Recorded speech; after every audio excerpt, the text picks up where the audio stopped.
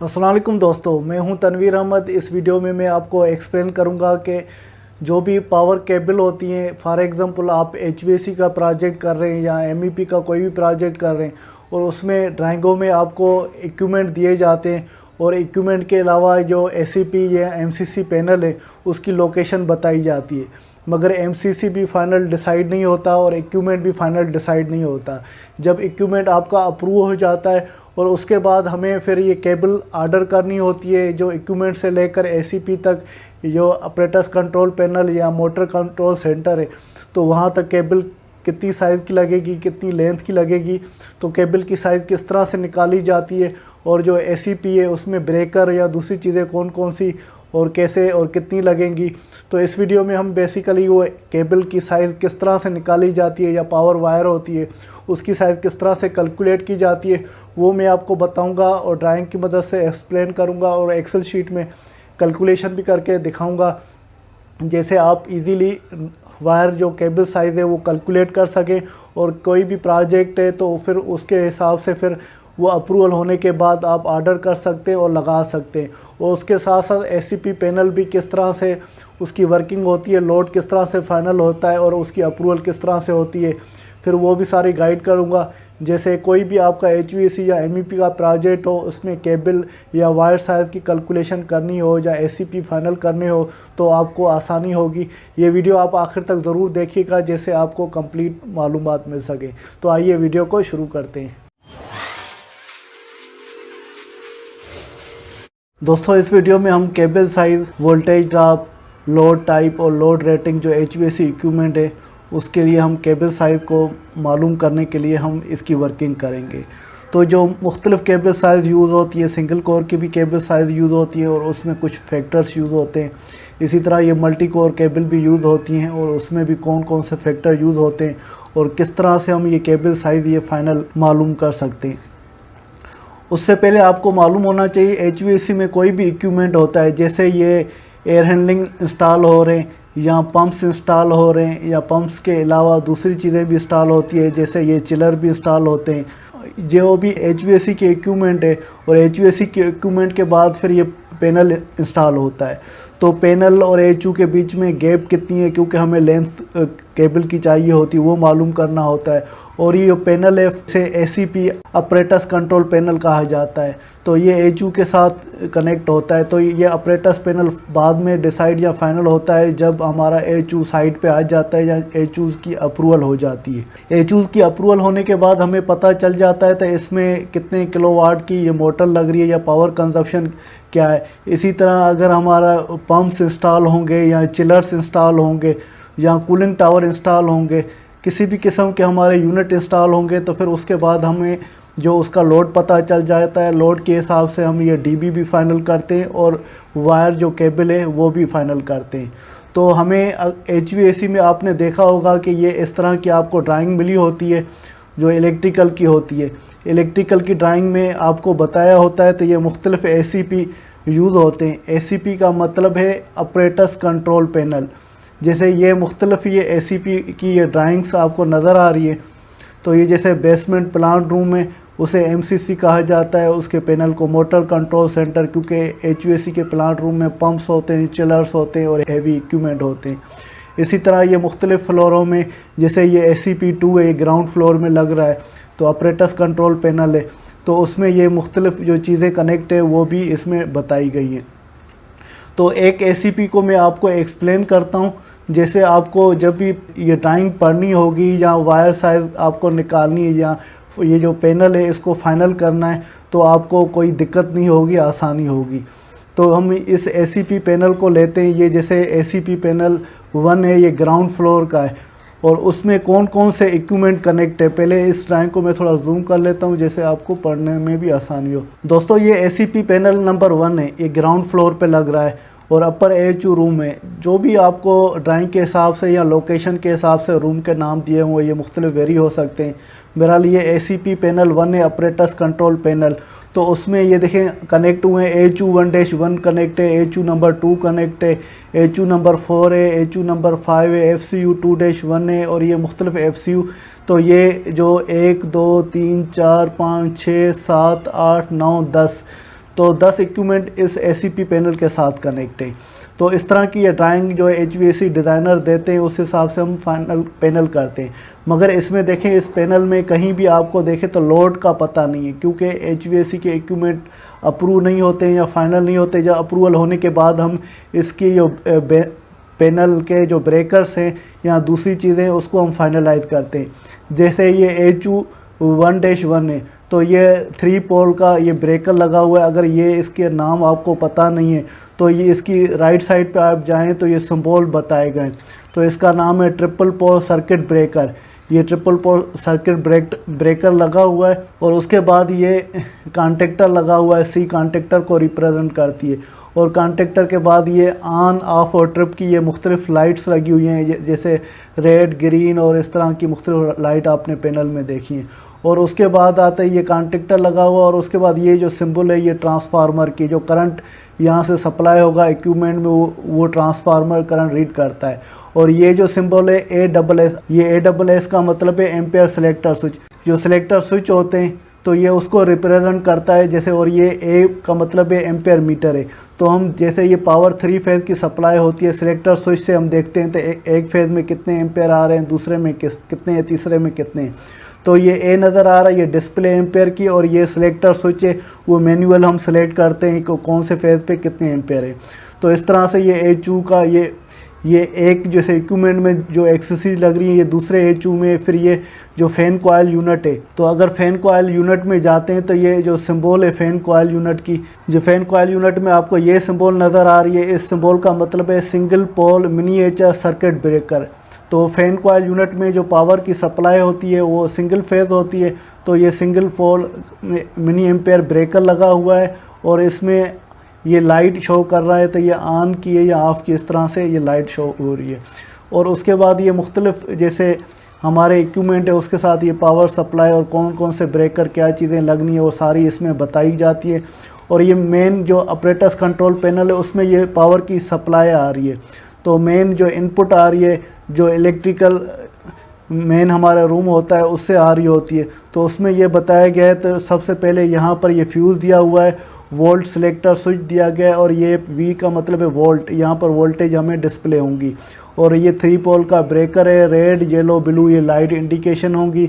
तो ये कौन से ये चल रहा है या बंद है या फॉल्ट पे, बहरहाल इसमें लाइट से हमें पता चल जाता है। और ये ट्रांसफार्मर की सिंबल है, जो करंट ट्रांसफ़र होगा तो उसमें कितना करंट जा रहा है। तो ये एम्पेयर का डिस्प्ले, ये 3 नंबर का मतलब है 3 लगेंगे, क्योंकि 3 फेज़ पावर सप्लाई जा रही है, हर फेज़ का पावर का एम्पेयर हमें पता चलेगा। तो इस तरह के ये हमें मुख्तलिफ ड्राइंगों में ये पैनल दिए जाते हैं, मगर ड्राइंगों में सिर्फ वो ACP नंबर लिखा जाता है। जैसे ये ACP1 है, ऐसे ACP2 लिखा होगा, MCC लिखा होगा।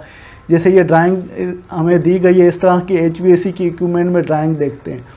एक किसी भी ग्राउंड फ्लोर की हम ड्राइंग ले लेते हैं, सपोज़ करें ये ग्राउंड फ्लोर की ड्राइंग है। मैं इसको थोड़ा जूम करता हूँ और HU रूम में आता हूँ, क्योंकि हमारे जो ये पैनल ज़्यादातर एयर हैंडलिंग यूनिट के जो कमरे होते हैं उसमें लगे होते हैं। दोस्तों यहाँ पर देखें आप, ये HU है, HU नंबर 2, और HU नंबर 2 में ये ACP1 लिखा हुआ है। तो ये ACP1 में उसके साथ ACP1 के साथ कौन कौन से HU या इक्विपमेंट कनेक्ट होंगे।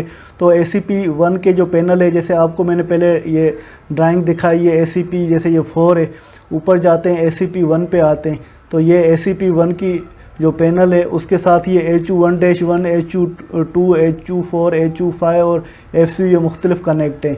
तो इसमें जैसे HU में भी ये देखें, ये HU2 कनेक्ट होगा, HU1-1 कनेक्ट होगा, और जो दूसरे HU बताए गए तो वो आप यहाँ ड्राइंग में देखेंगे, ये FCU2-1, 2-2 ये सारे फिर ये इस ACP पैनल में आ जाएंगे। और इसी तरह हम ग्राउंड फ्लोर में आते हैं। जैसे ग्राउंड फ्लोर में हमारे ये चिलर लगे हुए हैं और ये पंप्स लगे हुए हैं। तो इसको मैं थोड़ा जूम करूं तो ये 2 चिलर लगे हुए हैं और 4 पंप है, और इसके साथ ये कोने पे देखें ये MCC लगा हुआ है, मोटर कंट्रोल सेंटर। ये हमारा दरवाज़ा है वहाँ पे। तो इसकी जो पावर सप्लाई की वायरें आएंगी ये इसके MCC के साथ कनेक्ट होंगी। और एक दफ़ा मैं आपको फ़िज़िकली भी दिखा दूँ, जैसे ये हमारा पैनल है और ये VFD लगी हुई है। इसी तरह मुख्तलिफ आप HU रूम देखेंगे या कूलिंग टावर को देखेंगे तो हर जगह पे ये मुख्तलिफ ACP पैनल लगे होते हैं, और ACP पैनल और इक्विपमेंट के दरमियान वायर जो साइज़ लगेगी वो उसकी क्या वायर साइज़ होगी, और ब्रेकर जो किलोवाट का लगेगा वो इक्विपमेंट फाइनल होने के बाद ये फिर डिसाइड किया जाता है। तो इसकी मदद से हम अभी जो इसमें आते हैं शेड्यूल में, इस शेड्यूल की मदद से हम देखेंगे तो वायर साइज़ हमारी किस तरह से कैलकुलेट की जाती है या निकाली जाती है। तो सबसे पहले हम जैसे एक HU1 ले लेते हैं, तो HU1 की हमें पहले तो पता होना चाहिए जो पावर सप्लाई आएगी वो जो उसकी मोटर है वो ऑटोमेटिक स्टार डेल्टा की कनेक्शन की है या डोल की है, डायरेक्ट ऑन लोड, जैसे DOL लिखा होता है, जैसे यहाँ पर ये नज़र आ रहा है DOL। डोल का मतलब है डायरेक्ट ऑन लोड और ASD का मतलब है ऑटोमेटिक स्टार डेल्टा। क्योंकि आपका टेक्निकल सबमिटर जो अप्रूव होता है वो HU में आप देखेंगे तो वो जो HU आपके अप्रूव हो गई है उसकी मोटर का जो कनेक्शन है वो ऑटोमेटिक स्टार डेल्टा है या डोल है। क्योंकि अप्रूवल से पहले भी स्पेसिफिकेशन में लिखा जाता है तो वो इतने किलोवाट की हो तो आप ऑटोमेटिक स्टार डेल्टा की मोटर होनी चाहिए, और इतने किलोवाट की हो तो फिर डोल की मोटर होनी चाहिए। तो आपका टेक्निकल सबमिटल अप्रूव हो गया, उसमें देखेंगे तो आपकी जो मोटर है उसमें कनेक्शन कौन सी होगी। जैसे ये HU है उसमें हम बोल रहे हैं तो जो फ़ैन है उसकी सप्लाई की मोटर है तो उसमें ऑटोमेटिक स्टार डेल्टा की कनेक्शन है, हमने टेक्निकल सबमिटल में देख लिया। और टेक्निकल सबमिटल में देख लिया तो कि जो मोटर है उसकी कितने किलोवाट की मोटर है, तो यहाँ पर देखिए ये 30 किलोवाट हमने टेक्निकल सबमिटल में देख लिया, तो यहाँ पर 30 किलोवाट लिख लेंगे। और जो हमारी मोटर कौन से टाइप की है वो इंडक्शन टाइप की है, वो भी टेक्निकल सबमिटल से देखेंगे। उसके बाद ये हमें किलोवाट में मिला हुआ है, हमें एम्पेयर में उसको कन्वर्ट करना है लोड को, तो एम्पर में हमने कन्वर्ट किया तो ये 54.13 आया। वो उसका जो फार्मूला यहाँ पर मैंने ये दिया हुआ है, तो ये कॉलमों के मैंने नाम दे दिए, ये A B C D, ये E F G H I J के, जैसे आपको बाद में कैलकुलेशन करने में कोई दिक्कत नहीं हो। तो इस E कॉलम में हम देखते हैं तो ये फार्मूला मैंने यहाँ पर लिखे हुए हैं, एक ये ऊपर फार्मूला है और एक ये नीचे फार्मूला दिया गया। ऊपर ये फार्मूला करंट का किलोवाट से कन्वर्ट करने के लिए फार्मूला है, और नीचे वाला फार्मूला जो किलोवाट को एम्पेयर में कन्वर्ट करने के लिए सिंगल फेज़ के लिए, ऊपर वाला 3 फेज़ के लिए और नीचे वाला सिंगल फेज़ के लिए।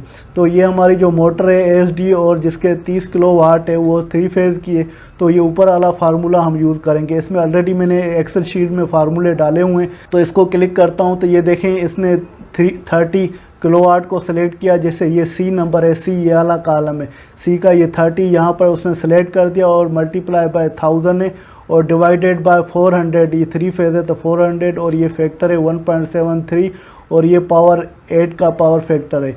तो इस बहरहाल इस फार्मूले को आप यूज़ करेंगे और इसको आप इंटर कर देंगे तो ये ऑटोमेटिक इसके कन्वर्ट हो जाएंगे। 30 किलोवाट की ये मोटर है और उसमें एम्पेयर जो है 54.13 है। तो अभी हमें पता चल गए तो मोटर के एम्पेयर ये।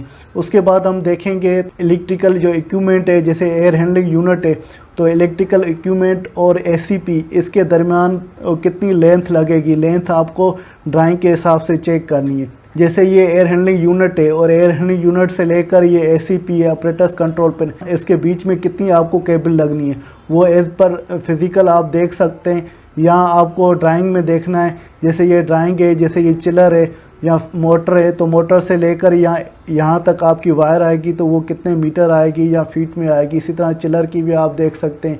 या HU की देखनी है तो HU से लेकर तो मोटर कौन सी साइड में और ACP आपने कहाँ डिसाइड किया लगाना है, तो इसके बीच में कितनी वायर की लेंथ आएगी, तो वो आपको देखनी है।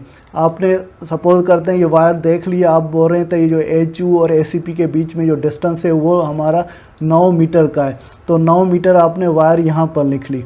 उसके बाद आते हैं तो जो हमारे 30 किलोवाट है उसके एम्पेयर 54 है, तो हमारी मोटर को एम्पेयर 54 चाहिए, तो 54 एम्पेयर के हिसाब से हमें केबल की साइज़ डिसाइड करनी है। तो हमें जो ये टेबल मुख्तलिफ़ कंपनियों के ये टेबल दिए होते हैं, तो हम नॉर्मली पाकिस्तान में जो पाकिस्तान केबल्स का लेते हैं टेबल, तो यहाँ पर मैंने सिंगल कोर और ये मल्टी कोर के यहाँ पर टेबल दिए हुए हैं। तो हम यहाँ पर देखते हैं क्योंकि 3 फेज़ की हमारी मोटर है, तो उसमें देखेंगे 3 फेज़ में जो 54 हमारे एम्पेयर आ रहे हैं उसके लिए केबल रिकमेंडेशन क्या है। तो हम जाते हैं मल्टी कोर में, क्योंकि ये 3 कोर की केबल है, ये 25 मिलीमीटर स्क्वायर ये केबल की साइज़ है। 3C का मतलब है 3 कोर और इंटू 2 इसका मतलब 3 कोर की 2 केबलें लगेंगी। मल्टी कोर में जाते हैं 3 कोर का मतलब है ये एक ही केबल होगी और उसके अंदर ये 3 कोर माना 3 कापर्स उसमें निकलेंगी, तो वो 3 कोर कहलाता है। अगर सिंगल कोर आप बोलें तो वो जो कापर उसके अंदर से जो निकलेगी वो एक ही कापर निकलेगी, तो उसको सिंगल कोर कहा जाता है। तो हम यहाँ पे 3 कोर की ये 2 केबलें लगा रहे हैं। अभी ये 25 मिलीमीटर स्क्वायर हमने किस तरह डिसाइड की, तो ये लगनी चाहिए या इससे कम साइज़ की लगनी चाहिए या इससे ज़्यादा साइज़ की लगनी चाहिए। तो हमारा एम्पेयर क्या है 54। तो हम आते हैं टेबल में और टेबल में आते हैं मल्टी कोर की केबल को देखते हैं तो करंट कैपेसिटी कितनी है।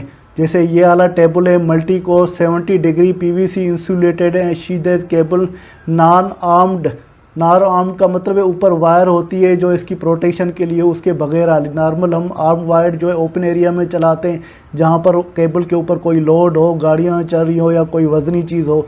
मगर जो केबलें अंदर लगाते हैं तो हमें वहाँ पर आर्म वायर नहीं लगानी होती है, नॉन आर्म वायर लगानी होती है। तो यहाँ पर देखते हैं तो ये करंट कैरिंग कैपेसिटी बता रहा है और केबल कितना लोड उठा सकती है। उसके लिए ये देखें ये एम्बिएंट टेम्परेचर यहाँ लिखा हुआ है वो 30 डिग्री सेल्सियस। जो केबलें डिज़ाइन हो रही है वहाँ का एटमॉस्फेयर जो टेम्परेचर देखा जाता है, जो मैक्सिमम टेम्परेचर है वो 30 पे डिज़ाइन है। मगर पाकिस्तान में ख़ास करके कराची में या दूसरी जगहों पे तो ये 45 एम्बिएंट टेम्परेचर की केबल ली जाती है, क्योंकि हमारे यहाँ जो एम्बिएंट टेम्परेचर है मैक्सिमम जो 45 तक हो जाता है। इसका मिसाल ऐसे ही है जैसे एयर कंडीशनिंग आप 30 डिग्री सेल्सियस की डिज़ाइन करेंगे और वो 45 एम्बिएंट टेम्परेचर हो गया तो फिर वो एसी कूलिंग ही नहीं करेगा, तो वो अंडर रेटेड हो जाएगा। इसी तरह सा केबल का भी यही फैक्टर होता है।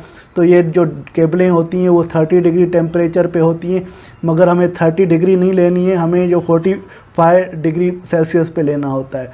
तो वो मैं आगे एक्सप्लेन करता हूँ। बहरहाल अभी फ़िलहाल आते हैं तो करंट कैरिंग कैपेसिटी पे। तो यहाँ पर देखें ये लेफ़्ट साइड पे ये मुख्तलिफ़ केबलें मिलीमीटर स्क्वायर में लिखी हुई हैं। ये 16 millimetre square M, 25 millimetre square M. तो हमने यहाँ पर जो कैलकुलेशन में देखा तो ये 25 मिलीमीटर स्क्वायर एम ली हुई है। तो 25 मिलीमीटर की जो ये केबल है तो उसकी करंट कैरिंग कैपेसिटी जो है उसकी कितनी है।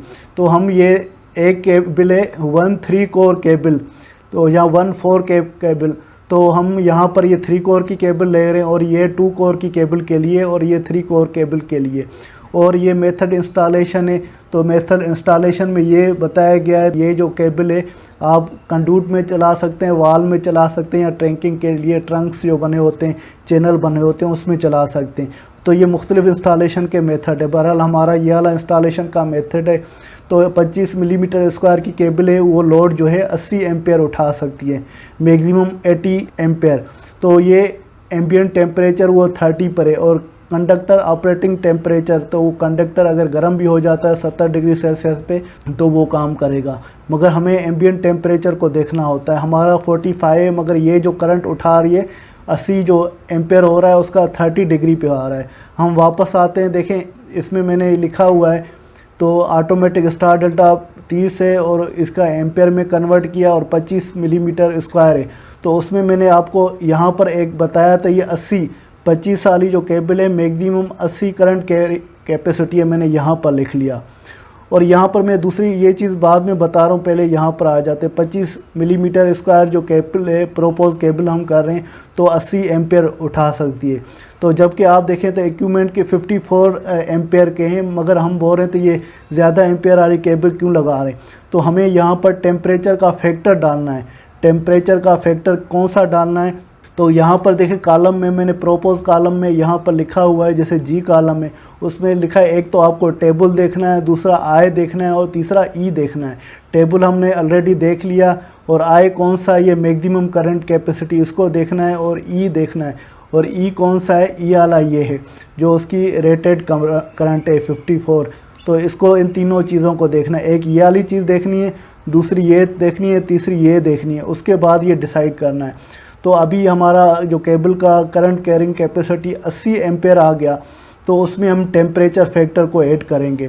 देखें यहाँ पर जो मैंने ये जे वाला कॉलम है इसको मैंने किया आई मल्टीप्लाई बाय 0.89। तो जो ये आई वाला कॉलम है 80 करंट कैरिंग कैपेसिटी है और इसके हिसाब से 40 डिग्री का करेक्शन फैक्टर है 0.079। तो उसको हम मल्टीप्लाई करेंगे 80 को। तो इसको डबल क्लिक करता हूँ, देखिए 80 सिलेक्ट किया गया, उसके साथ 079 मल्टीप्लाई किया तो वो 63.2। तो ये 25 जो mm² की केबल है वो 80 एम्पेयर नहीं उठाएगी। अगर टेम्परेचर 45 हो तो 45 टेम्परेचर होगा तो वो 63 केबल का करंट लेगी। तो ये करेक्शन फैक्टर 45 का हमने कैसे लिया, तो वो ये मल्टी कोर की केबल में आते हैं और यहाँ पर नीचे हम देखते हैं इसका टेम्परेचर फैक्टर। तो करेक्शन फैक्टर ये दिया गया है क्योंकि केबल ये 30 डिग्री सेल्सियस पे डिज़ाइन है, तो हमें 45 पे लेना है। ये 45 है और 45 का ये रेटिंग फैक्टर या करेक्शन फैक्टर जो है 0.79 है। तो हमने जो ये केबल की साइज़ है तो इसमें 0.79 लिया। इस वजह से हमें अभी पता चल गया था अगर 45 एम्बिएंट टेम्परेचर है तो अभी आपकी केबल जो 80 एम्पेयर ले रही थी उसकी करंट कैपेसिटी थी वो कम होकर 63 करंट कैपेसिटी हो जाएगी। तो हमारा जो इक्विपमेंट का लोड है 54 है और हम जो है करंट कैपेसिटी 63 ले रहे हैं।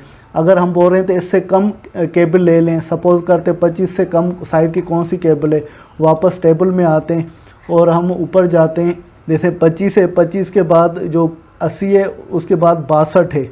तो अगर हम 16 की केबल ले लेते हैं तो 62 हो जाता है। तो वापस हम इसके केबल की साइज़ में जाते हैं।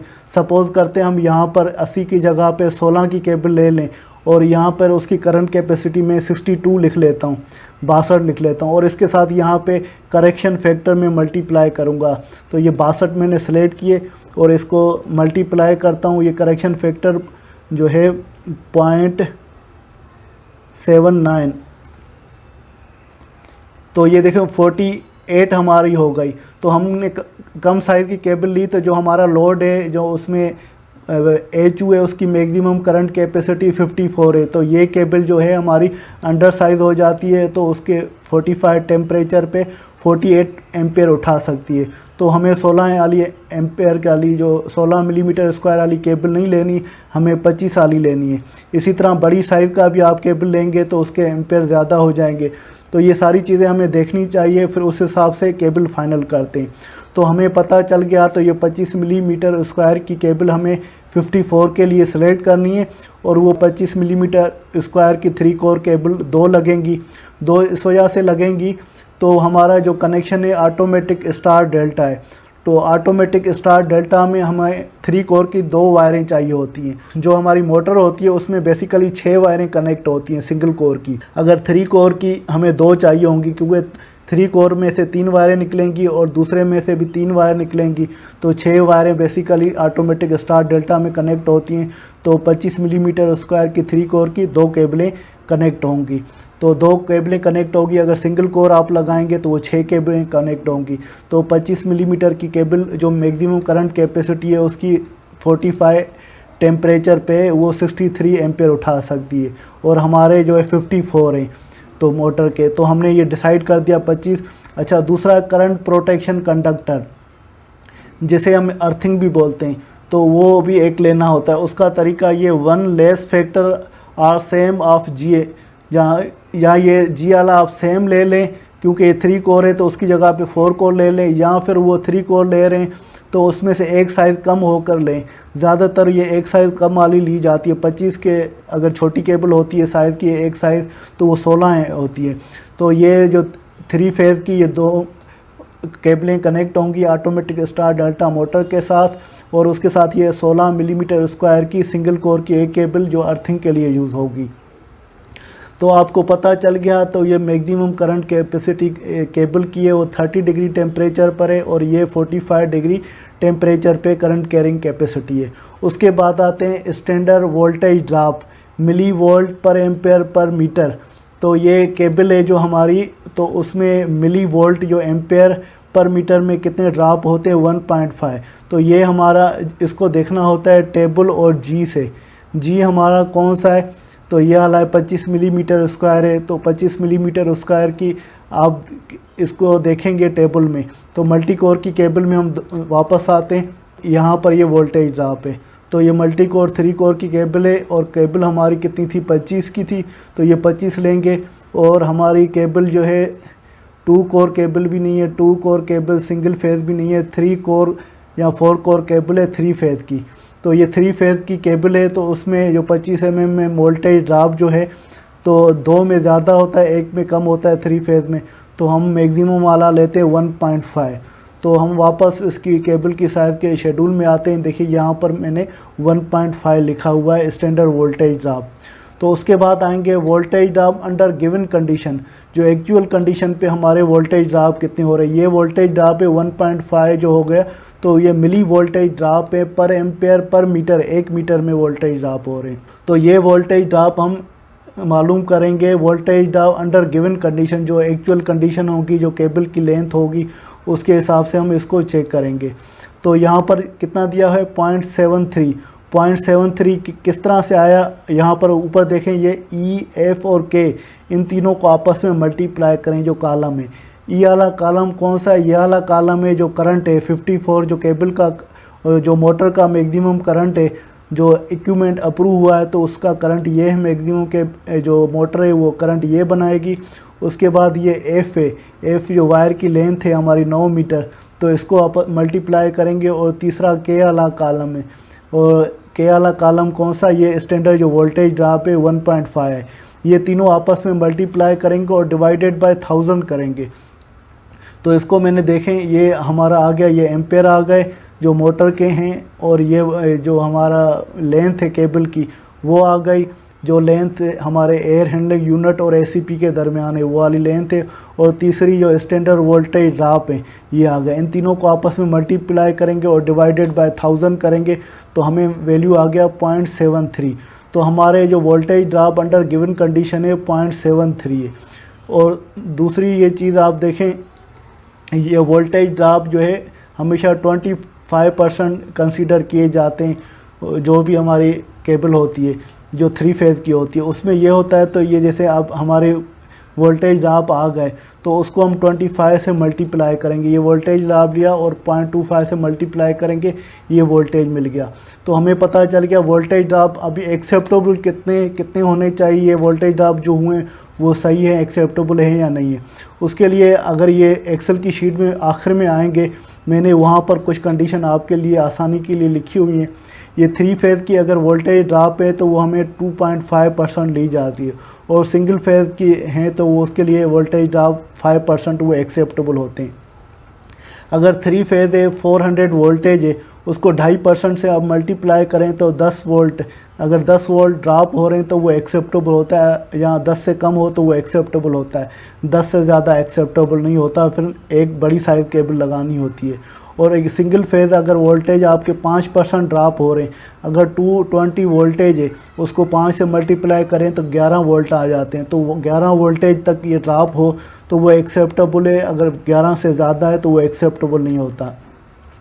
तो यहाँ पर मुख्तलिफ ये मैंने टर्म्स भी दिए हुए हैं, बताए हुए हैं। अगर जैसे आपको समझने में कोई चीज़ नहीं आ रही तो वो शॉर्ट फॉर्म में जैसे ASD लिखा हुआ है, automatic star delta 1 horse power, SP का मतलब सिंगल फेज़, TP का 3 phase, MCC motor module, moulded के सर्किट ब्रेकर, और ये मुख्तलिफ बहरहाल बेसिक ये चीज़ें मैंने दी हुई हैं। तो हमने यहाँ पर एक एयर हैंडलिंग यूनिट का केबल साइज़ हमने मालूम कर ली, और ये ऑटो कंट्रोल, क्योंकि हमें ACP जो हमें डिज़ाइन करवाना है तो उसके लिए हमें ऑटो कंट्रोलिंग भी चाहिए होती है। इसमें सिंगल फेज़ की वायरिंग होती है, उसका लोड जो नॉर्मल रखा जाता है वो 0.5 रखा जाता है। तो आप सब में देखेंगे वो 0.5 रखा हुआ और मिक्स होता है, वो DC या AC दोनों की उसमें सप्लाई आ रही होती है। तो ये 0.5 किलोवाट जो है 6 एम्पेयर तक वो लोड उठा सकता है। तो लेंथ तो आपको पता चल गई, तो वही होगी, और केबल की साइज़ आप 1.5 ले लेंगे जो आपको मैंने तरीका बताया वो सिंगल फेज़ के हिसाब से। तो हमने ये एक एयर हैंडलिंग यूनिट का हमने वायर की साइज़ कैलकुलेट कर दी, और इसी तरह से आप जो मुख्तलिफ ACP है वो भी फ़ाइनल कर सकते हैं, ACP भी डिज़ाइन कर सकते हैं। ये जो पैरामीटर है आप ACP वाले पैनल जो कॉन्ट्रैक्टर है या ACP जो डिज़ाइन करता है या वो मैन्युफैक्चर करता है उसको देंगे तो वो आपको ACP पैनल भी बना कर दे देगा इस पैरामीटर के हिसाब से। हमने जैसे हम एक HU की हमने केबल साइज़ कैलकुलेट की, उसके बाद आते हैं कोई भी एक फ़ैन कॉइल यूनिट ले लेते हैं। अच्छा, यहाँ पर देख लेते हैं जो हमारा फ़ैन कॉइल यूनिट है सिंगल फेज़ का है, उसका लोड जो है 1.5 किलोवाट है और इंडक्शन टाइप की मोटर है, और नीचे वाला ये फार्मूला लगा हुआ है। कहीं पे फार्मूले शायद कुछ गलती भी हो गई हो, आप देख लीजिएगा। बहरहाल वो सिंगल फेज़ के लिए ये नीचे वाला फार्मूला लगेगा और 3 फेज़ के लिए ये ऊपर वाला फार्मूला लगेगा।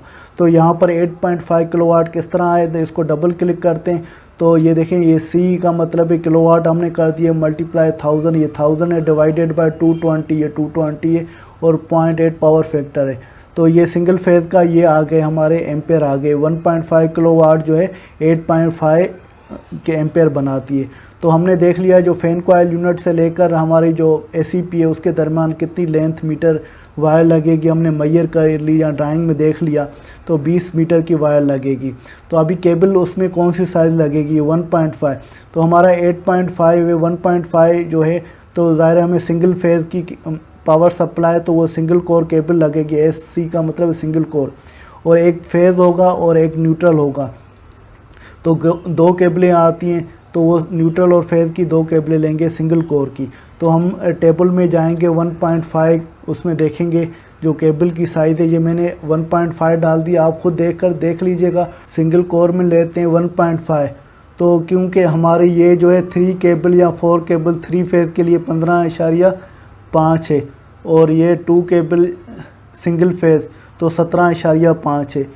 तो ये हमारी जो सिंगल फेज़ है तो वो 2 केबलें लगेंगी, तो वो AC या DC के सप्लाई के लिए। अगर ये 3 फेज़ आपकी मोटर है, 3 फेज़ की कनेक्शन है और सिंगल कोर ले जा रहे हैं 3 फेज़ के लिए, तो उसमें ये सिलेक्ट करेंगे। तो आप देख लीजिएगा, मेरे हिसाब से ये 17.5 होनी चाहिए। तो यहाँ पर जो डली हुई है वो 15.5 है, मैं इसको चेंज कर लेता हूँ, 17.5 ये डाल दिया। तो ये इसकी जो 1.5 मैक्सिमम करंट कैपेसिटी 17.5 है, और करेक्शन फैक्टर हम डालते हैं तो वो 17.5 है। इसको मैं फार्मूला डाल देता हूँ, तो इसको 17.5 और इसमें मल्टीप्लाई करता हूँ, जो करंट करेक्शन फैक्टर है 0.79, ये 13.8। तो ये केबल जो है मैक्सिमम लोड 13.8 ले सकती है, और मोटर की लोड कितना है 8.52 है, तो ये ज़्यादा ही है। तो हम इसमें अगर सपोज़ करते हैं इससे कम साइज़ ले लें, तो सिंगल कोर में आते हैं और करंट कैपेसिटी में ऊपर जाते हैं, तो 1.5 के बाद जो छोटी साइज़ है वो 1 आती है। तो एक जो है मैक्सिमम करंट कितना उठा सकती है, वो 13.5 है। 13.5 को करंट करेक्शन फैक्टर डालेंगे तो वो और केबल कम हो जाएगी, तो इसकी वजह से ये 1.5 केबल सही है। उसी तरीके से आप ये स्टैंडर्ड वोल्टेज ड्रॉप भी इसके चेक कर लेंगे, voltage drop under given condition भी चेक कर लेंगे, और वो परसेंटेज वोल्टेज ड्रॉप भी चेक कर सकते हैं। उसके बाद आते हैं हम चिलर आ गया, जहाँ कूलिंग टावर है, ये ऊपर ये चिलर MCCB 3 फेज़ ये लिखा हुआ है, तो वो चिलर के लिए ये क्या है। मगर ये देखें, ब्रेकर आप किस तरह डिसाइड करते हैं तो कौन सा लगना है चाहिए, ये आप जो है चिलर के जो टेक्निकल सबमिटल अप्रूव होता है या कैटलॉग होता है उससे चीज़ें ये चेक की जाती है, फिर आप उसके हिसाब से वो चीज़ें लगाते हैं या फाइनल करते हैं। और इसी तरह ये कूलिंग टावर है, तो उसके भी टेक्निकल सबमिटल से देखेंगे ये। और ये हमारे पंप है, तो उसमें ज़्यादातर पंपों में सॉफ्ट स्टार्टर लगाए जाते हैं। तो ये जैसे चिल वाटर का पंप है, सॉफ्ट स्टार्टर लगा हमने सेलेक्ट किया है, उसमें लगा रहे, और ये 30 किलोवाट का है, और ये ऊपर वाला फार्मूला हमने डाल दिया है इसमें, तो उसमें करंट निकाल दिया तो 54 है, और उसकी लेंथ जो है 22 मीटर है। 22 मीटर कहाँ से, जो हमारे चिलर के पंप लगे हुए हैं, पंप से लेकर और पैनल तक। अगर कोई भी एक हम चिलर का पंप की और पिक्चर कोई देख लेते हैं, जैसे ये हमारे पंप लगे हुए हैं, ये पंप हमने इसकी वायरिंग आ रही है और ये केबल ट्रे में ले जा रहे हैं और वो पंप तक, तो हम इसकी ये जो लेंथ है वो मेजर करेंगे, जो पंप से लेकर हमारे जो यूनिट ACP या MCC लगा हुआ है, तो उसके पास इसकी वायर की लेंथ कितनी जाएगी। तो हमने चेक कर ली, तो फॉर एग्जांपल ये 22 मीटर वो केबल जा रही है, 22 मीटर। फिर इसमें केबल की साइज़ ये 25 मिलीमीटर स्क्वायर हमने सेलेक्ट की हुई है। 3 कोर की 2 लग रही है। नॉर्मल आपने देखा होगा तो ये जो डोल में 3 कोर की सिंगल केबल आ रही होती है, ऑटोमेटिक स्टार में 3 कोर की 2 केबलें आ रही हैं। सॉफ्ट स्टार्टर में भी इसमें भी मुख्तलिफ होता है, तो आपको देखना है सॉफ्ट स्टार्टर की कनेक्शन में किसी में 3 कोर की 2 केबलें जा रही होती हैं, किसी में 3 कोर की 1 केबल जा रही होती है। वो जो सॉफ्ट स्टार्टर का जो पैनल है उसका स्ट्रक्चर या बनावट किस तरह है, तो उस हिसाब से आपको देखकर और ये केबल के नंबर ऑफ़ केबल वो डिसाइड करने, वो 3 कोर की एक केबल जाएगी या 3 कोर की 2 केबल जाएगी। बहरहाल यहाँ पर 3 कोर की 2 केबलें जा रही हैं और उसमें हमने 22 मीटर की लेंथ ली हुई है और ये जो मोटर की करंट कैपेसिटी है 54। अभी इसके टेबल में देखेंगे जो 25 मिलीमीटर स्क्वायर की मैक्सिमम करंट कैपेसिटी कितनी है, तो हमने ये देखिए 80 एम्पेयर है, जो पहले भी मैंने दिखाया था। तो मल्टी कोर के टेबल में एक दफ़ा दोबारा जाते हैं और 25 मिलीमीटर की ये करंट कैपेसिटी ये 3 फेज़ वाले की 80 एम्पेयर है। और इसमें वोल्टेज ड्रॉप भी देख लेते हैं नीचे, तो 25 के वोल्टेज ड्रॉप जो 3 फेज़ के 1.5 है। तो केबल साइज़ में आ जाते हैं तो 80 है और करेक्शन फैक्टर इसमें डालेंगे 0.79 आला, ये आला, तो ये 63 आ जाती है। तो हमारे मोटर का किलोवाट ये है और हमारी मोटर के जो एम्पेयर ये आले हैं, तो मोटर ये इतने एम्पेयर जनरेट करती है। और ये अगर हम 30 डिग्री टेम्परेचर आल पे लगाएंगे तो ये maximum current carrying capacity cable की होगी। अगर 45 डिग्री सेल्सियस के हिसाब से आप डिज़ाइन करेंगे तो केबल जो इतना करंट उठाएगी, तो उस हिसाब से हमें 25 केबल मिलीमीटर की लगानी चाहिए। और इसी तरह ये स्टैंडर्ड वोल्टेज ड्रॉप आप ड्राइंग से देख लेंगे और इसका ये voltage drop under given condition मालूम करेंगे और परसेंटेज मालूम करेंगे। इसी तरह ये कंडेंसर वाटर पंप है, उसकी भी ये साइज़ें निकाली हुई हैं। तो वो आपको ये डिसाइड करनी है, वायर अगर एक बड़ी साइज़ ले लें और एक छोटी साइज़ ले लें और फिर आप डिसाइड करें तो कौन सी आएगी। आपने एक साइज़ ले ली, उसमें मैक्सिमम करंट कैपेसिटी ये 30 डिग्री के हिसाब से और 45 पे ये आ रहा है, तो अगर इससे एक छोटी साइज़ ले लेंगे तो वो करंट कम हो जाएगा, बड़ी साइज़ लेंगे तो और बड़ा हो जाएगा। तो ये सारी चीज़ें आपको देखनी है। बड़ी साइज़ भी नहीं लगानी क्योंकि आपको फिर वो केबल महंगी हो जाएगी, सस्ती भी और महंगी हो जाएगी। अगर छोटी साइज़ लगाएंगे तो वो पूरा करंट नहीं उठा सकेगी, वायर जल सकती है।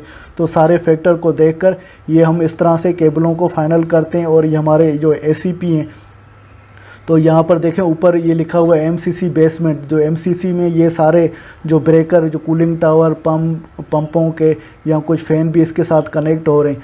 तो ऊपर जा रहे हैं ये ACP है, ACP के साथ HU1 ये 2 HU8-1 H-2 fan coil unit ये कनेक्ट हो रहे हैं। तो ये ACP की जो हमें ड्राइंग में डिटेल दी होती है उसमें देखते हैं तो ड्राइंग में कौन कौन से ACP में इक्विपमेंट कनेक्ट हो रहे हैं और फिर ये उसमें हम डिसाइड करते हैं तो वो ऑटोमेटिक स्टार्ट डेल्टा कनेक्शन है या डोल है या सॉफ्ट स्टार्टर लगना है और उसमें ऑटो कंट्रोल कौन से होने चाहिए, कितने किलोवाट का है और टाइप का लोड कितना है। फिर इस तरह से एम्पेयर निकालेंगे और लेंथ चेक करेंगे इक्विपमेंट से लेकर पैनल तक। फिर वायर को हम डिसाइड करेंगे और 3 फेज़ या सिंगल फेज़ वायर है और उसके साथ एक अर्थिंग की वायर लेंगे या न्यूट्रल की वायर लेंगे और उसमें देखेंगे तो मैक्सिमम करंट कैपेसिटी जो हमारी केबल है वो 30 डिग्री पे कितनी है और हम अपने जो मुल्क के या अपने शहर है उसके हिसाब से देखेंगे तो मैक्सिमम जो एटमॉस्फेयर टेम्परेचर कहाँ तक होता है, तो फिर वो केबल डिसाइड करेंगे। और वोल्टेज ड्रॉप भी इसी तरह से चेक करेंगे और फाइनल हम केबल की साइज निकालेंगे। तो इस तरह से हम ये जो इक्विपमेंट का ये एक शेड्यूल है जो केबल साइज़ या वोल्टेज साइज़ का है, तो इस तरह से हम वर्किंग करके फिर यही एक लेटर के ज़रिए फिर कंसल्टेंट को भेजी जाती है, इसकी अप्रूवल हो जाती है। फिर यही केबल साइज़ें यहाँ पैनल हमारा जो अप्रूव हो जाएगा तो फिर उसके बाद हम केबलों का भी ऑर्डर दिया जाता है उसको परचेज़ करने के लिए और जो हमारे ACP पैनल है या MCC पैनल है उसका भी वो बनाने का ऑर्डर दिया जाता है। तो ये जो इक्विपमेंट जो ये शेड्यूल है केबल साइज़ का या ACP सिलेक्शन का, तो ये भी मैं वीडियो के साथ आपके साथ शेयर कर लूँगा। जैसे आप इस पे वर्किंग कर रहे हैं इसको समझें और फ्यूचर में किसी भी प्रोजेक्ट में आपको वायर साइज़ निकालनी है या ACP आपको डिज़ाइन करना है तो वो आप इसकी मदद से कर सकते हैं और यही सारी फिर उसके बाद वो चीज़ें ऑर्डर की जाती हैं, बनाई जाती हैं। दोस्तों उम्मीद है कि ये वीडियो आपको पसंद आई होगी और आपने समझ लिया होगा कि केबल या वायर की साइज़ किस तरह से कैलकुलेट की जाती है, निकाली जाती है। और उसके अलावा ACP पैनल होते हैं या MCC पैनल होते हैं तो उसकी वर्किंग किस तरह से की जाती है और अप्रूवल किस तरह से होती है और उसके बाद आप ऑर्डर करके मंगा सकते हैं और उसकी इंस्टॉलेशन कर सकते हैं। इसके साथ तनवीर अहमद को इजाज़त दीजिए, अगली वीडियो तक अल्लाह हाफिज़।